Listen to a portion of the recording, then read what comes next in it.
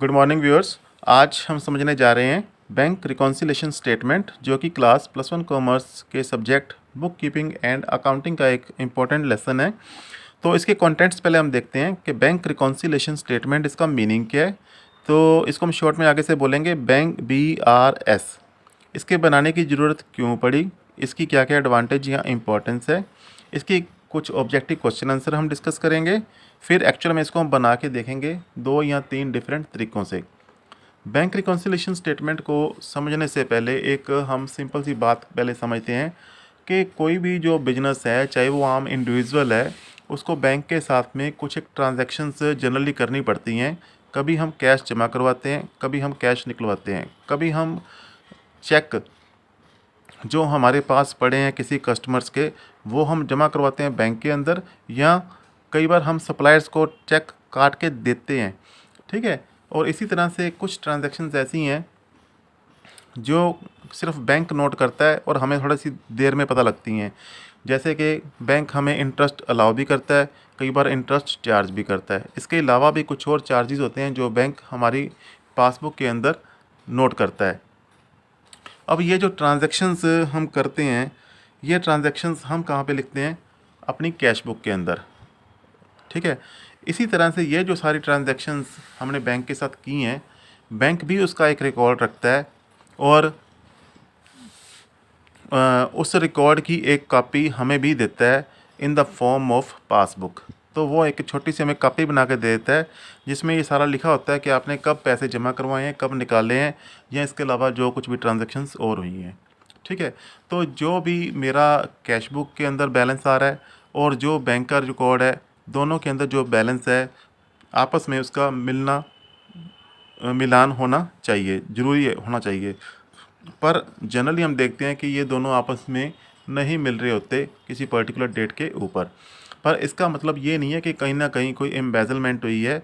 तो ये जो डिफरेंस है कुछ जेन्युइन कारण के कारण भी आ जाता है कि हो सकता है कुछ ट्रांजैक्शंस हमने नोट की हैं पर बैंक ने नोट नहीं की, या कुछ बैंक ने नोट की हैं हमने नोट नहीं की।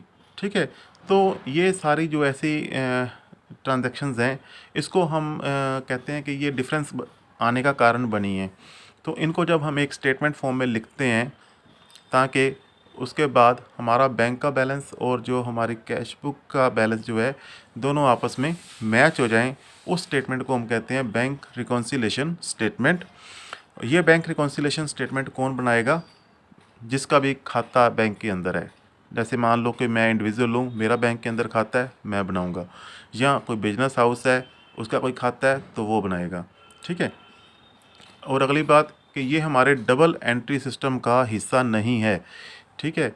तो ये जस्ट हमने इसकी अपनी करेक्टनेस को फाइंड करने के लिए तैयार किया है। ये हमारी डबल एंट्री सिस्टम का हिस्सा नहीं है। ये क्वेश्चन बहुत इंपॉर्टेंट है, आपको एग्ज़ाम के अंदर आ सकता है। अब हम देखते हैं इसका मीनिंग कि बैंक रिकॉन्सिलेशन स्टेटमेंट मीनिंग क्या है?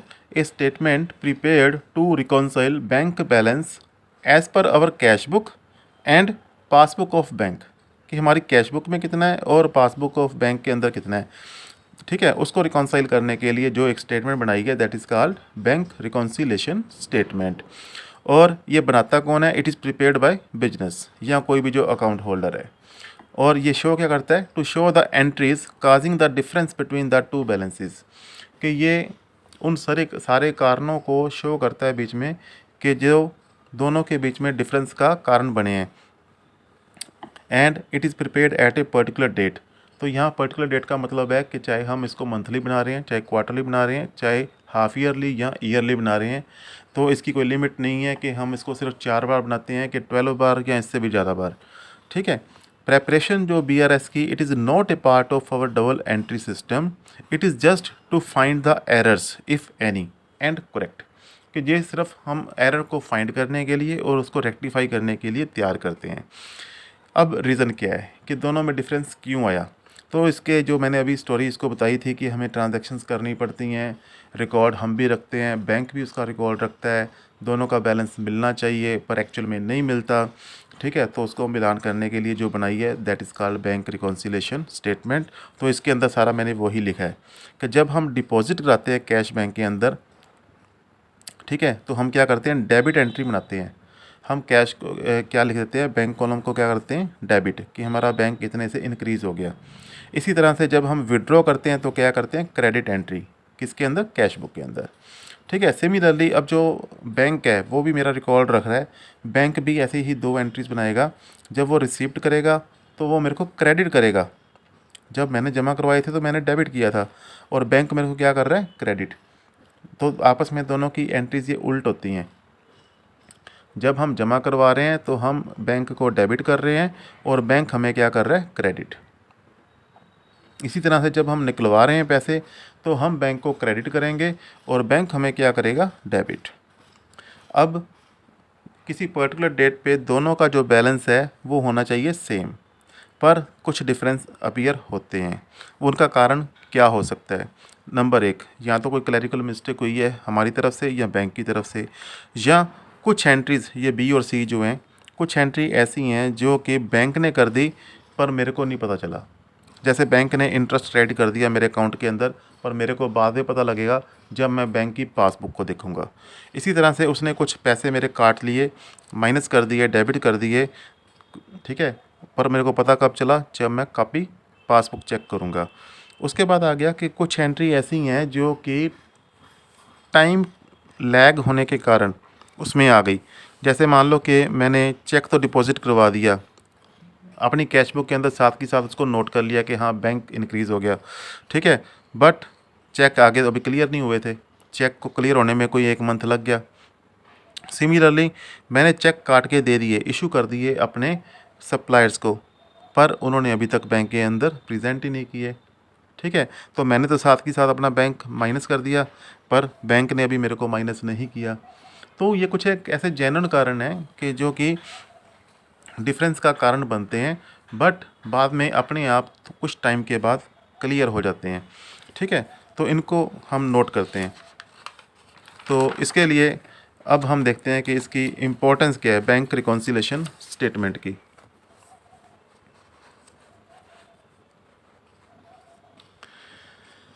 तो इम्पोर्टेंस ऑफ बैंक रिकॉन्सिलेशन अगर हम बना लेते हैं तो इसकी हमें और एडवांटेजेस क्या मिल जाती हैं। सबसे पहले एक तो टाइमली डिटेक्शन हो जाएगी, अगर कोई क्लैरिकल एरर है तो हम इससे एम्बेजलमेंट को डिस्करेज करते हैं, ठीक है, कि एम्प्लॉयज़ को भी पता होएगा कि हाँ ये रेगुलरली ऐसे चेक करते हैं बीआरएस बना के, तो वो इस तरह की एम्बेजलमेंट की कोशिश नहीं करते। एक हमारे चेक क्यों नहीं क्लियर हुए, ठीक है, उसका अनड्यू डिले क्यों हो रही है, तो उसका हम कारण भी पता कर सकते हैं। तो ये कुछ एक इम्पोर्टेंस है। आगे आ गया कि कुछ एक ऐसी डिफरेंट ट्रांजैक्शंस हम इसमें बताने जा रहे हैं जो कि बैंक ने नोट कर ली पर हमें अभी नहीं पता लगा कि वो हमारे बिजनेस ने अभी तक नोट नहीं की, जो कि डिफरेंस का कारण बन रही हैं। वो क्या हो सकती हैं, जैसे बैंक ने इंटरेस्ट हमारे खाते में क्रेडिट कर दिया, बैंक ने हमें कुछ चार्जेस लगा दिए, माइनस कर दिया हमारा अकाउंट, या बैंक ने कुछ डिविडेंड अपने आप कलेक्ट कर लिया हमारे बिहाफ पे डायरेक्टली और हमें पता नहीं है। इसी तरह से कुछ बैंक ने अपने आप पेमेंट्स रिसीव कर ली हमारे कस्टमर से डायरेक्टली, हमें नहीं पता। इसी तरह से बैंक ने कुछ बिल कलेक्ट कर लिए। ये तो चीज़ें थी जो कि उसने कलेक्ट कर ली तीनों। अब कुछ 2 पेमेंट चीज़ें ऐसी हैं जो उसने अपने आप ही पे कर दी, हमें नहीं पता लगा इसका। जैसे कुछ डायरेक्ट पेमेंट्स कर दी बैंक ने, कि मैंने उसको इंस्ट्रक्शन दी हुई थी कि मेरी एलआईसी की पॉलिसी इस मंथ के अंदर ड्यू होती है, आपने अपने आप भर देनी है, और मैं टेंशन फ्री हो गया, ठीक है। इसी तरह से 7th के अंदर जैसे कि कुछ बिल जो थे वो डिसऑनर हो गए, ठीक है। तो ये कुछ एक ऐसी चीज़ें हैं जो कि बैंक ने तो नोट की हुई हैं, बट मेरे को कुछ टाइम के बाद पता लगेगा, ठीक है। अब इसमें अभी तक जो हमने पढ़ा है उसके लिए कुछ छोटे क्वेश्चन आंसर हम डिस्कस करते हैं। कहता है what does debit balance as per the cash book shows, कि अगर हमारी कैश बुक के अंदर डेबिट बैलेंस शो हो रहा है बैंक में तो इसका मतलब क्या है, ठीक है। इसका मतलब कि हमारा इतना पैसा जमा पड़ा है बैंक के अंदर, तो क्या कहेंगे, it is showing amount deposited with bank, या amount lying deposited, amount lying deposited with bank. दूसरा है कि अगर क्रेडिट बैलेंस पड़ा हो तो क्या शो करता है, अक्सर वैसे क्रेडिट बैलेंस होता नहीं है, बट अगर पड़ा है क्रेडिट बैलेंस तो ये हम शो करेगा ओवरड्राफ्ट, कि जितने कि हमने बैंक के पैसे यूज़ किए हुए हैं, कि मेरे पैसे बैंक पे पास नहीं पड़े बल्कि मैंने उससे ज़्यादा पैसे खर्च कर लिए हुए हैं, कि मेरा एक तरह से इसको हम कहेंगे माइनस बैलेंस पड़ा मेरा। नेक्स्ट इसके अंदर हम देखते हैं अब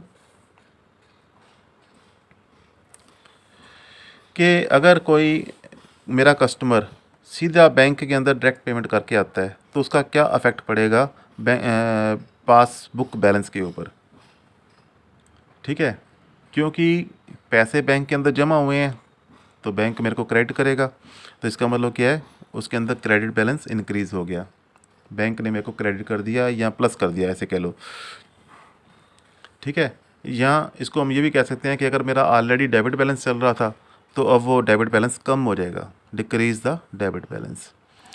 आगे आ गया कि फेवरेबल बैलेंस क्या होते हैं और अनफेवरेबल बैलेंस क्या होते हैं। तो यहाँ पे ये इसका क्वेश्चन है, फेवरेबल बैलेंस क्या है, कि अगर फेवरेबल बैलेंस वो होते हैं जो अगर मेरा अमाउंट बैंक के पास जमा पड़े हों। ठीक है, कि अगर मेरी कैश बुक शो कर रही है डेबिट बैलेंस और पासबुक शो कर रही है क्रेडिट बैलेंस, तो उसको हम कहेंगे फेवरेबल बैलेंस। और इसके उल्ट अनफेवरेबल बैलेंस क्या है, कि मेरी कैश बुक के अंदर क्रेडिट बैलेंस और पासबुक के अंदर अगर डेबिट बैलेंस आ रहा हो। एक नया क्वेश्चन आपके लिए, अमेंडेड कैश बुक, कि what do you mean by amended cash book, कि ये वो कैश बुक है जो कि सारी ऐसी आइटम्स को रिकॉर्ड करता है जो कि मेरे पास रिकॉर्डेड नहीं थी, सिर्फ बैंक के पास उसको पता था कि कुछ बैंक ने चार्जेस लगाए थे, इंटरेस्ट लगाए थे, या कुछ उसने अपने आप पेमेंट्स कर दी या कुछ अपने आप पेमेंट्स रिसीव कर ली। ठीक है, उन सभी चीज़ों को रिकॉर्ड करने के लिए जो कैश बुक बनाई है that is called amended cash book. ठीक है, कहते हैं कि क्या ये सही है कि that bank reconciliation statement is prepared once at the end of year. No, it is not correct. क्यों कि इसको हम चाहे मंथली बनाएं, चाहे हम क्वार्टरली, हाफ ईयरली या किसी भी पर्टिकुलर डेट पे हम इसको तैयार कर सकते हैं। विच amount is credited and which account, कौन से अकाउंट को हम क्रेडिट करेंगे और कौन से अकाउंट को हम डेबिट करेंगे जब एक कस्टमर डायरेक्टली पे करता है हमारे बैंक के अंदर। ठीक है, तो हम कह देंगे कि हम बैंक अकाउंट हमारा डेबिट हो गया, कि वो प्लस हो गया, और कस्टमर का अकाउंट हम क्रेडिट कर देंगे।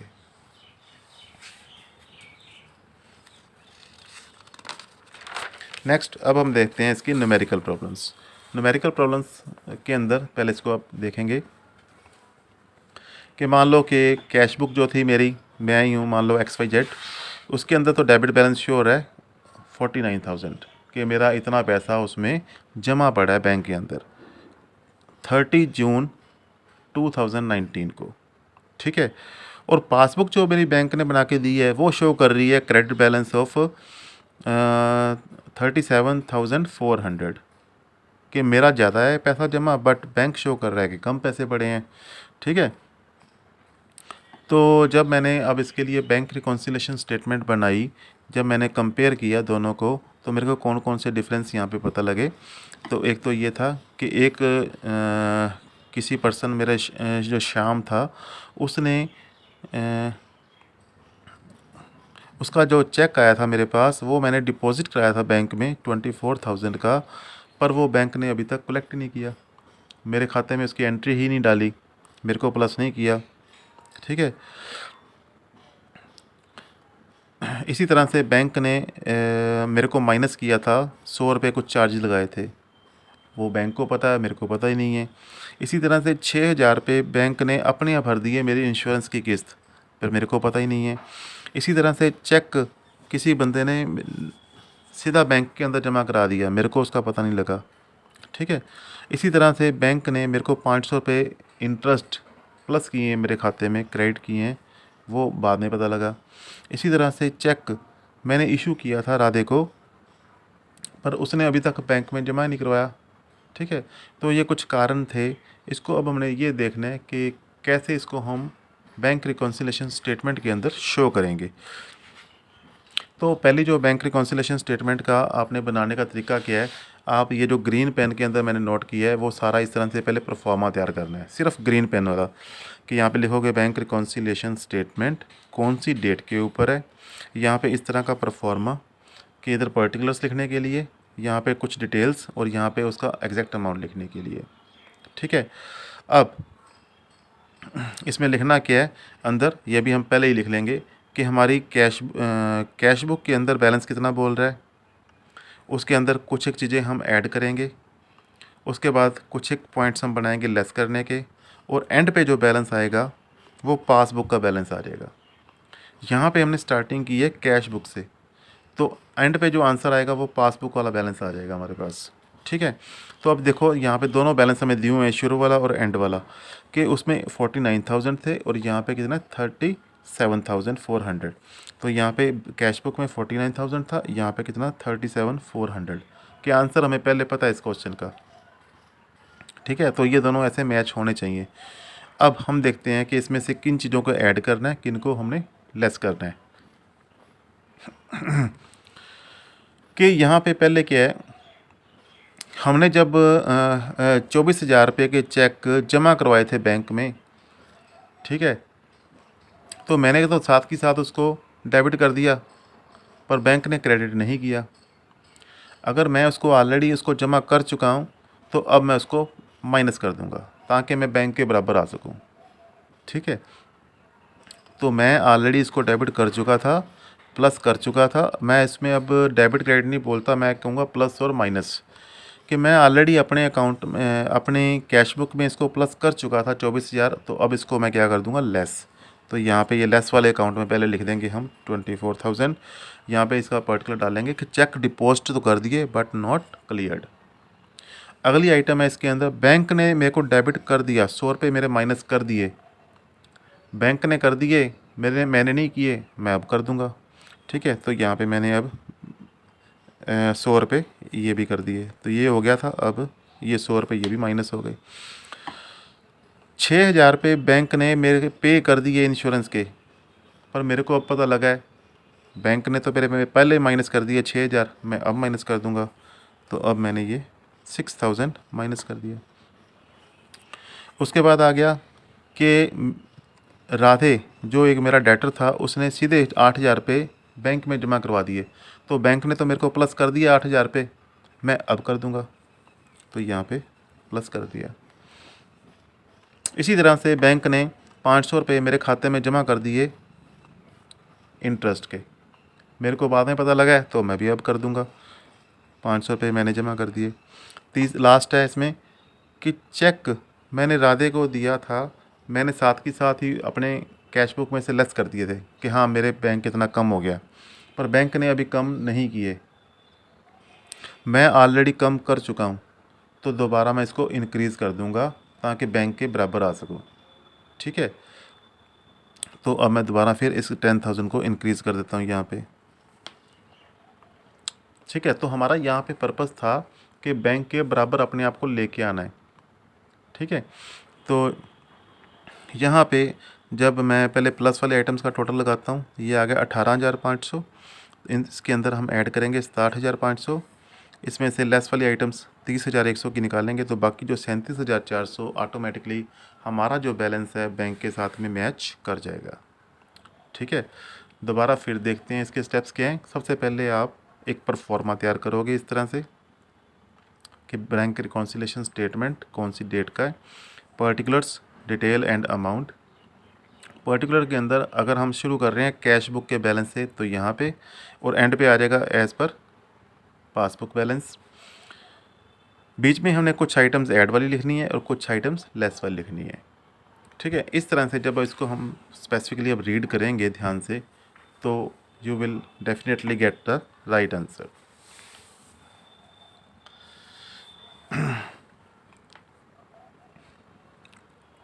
अब इसी क्वेश्चन को अब हमने सेकंड वे से करना है कि मान लो कि मैं स्टार्टिंग करता हूँ यहाँ पे पासबुक के बैलेंस से, तो एंड पे मेरे पास क्या आ जाएगा कैश बुक का बैलेंस। तो मैं सेम एग्जांपल लेके करूँगा कि ऊपर 37,400 से शुरू करेंगे, तुम्हारा आंसर आ जाएगा बैक 49,000। तो स्टूडेंट्स आपने सिर्फ इस तरीके को माइंड के अंदर रखना है। अगर इसके उल्ट दूसरा कोई तरीका आता है तो सारे पट इसमें जो हेडिंग्स है वो उल्ट कर देने हैं कि जो चीज़ें हमने यहाँ पे लेस की हैं वो ऐड हो जाएंगी और जो ऐड वाली चीज़ें हैं वो लेस हो जाएंगी।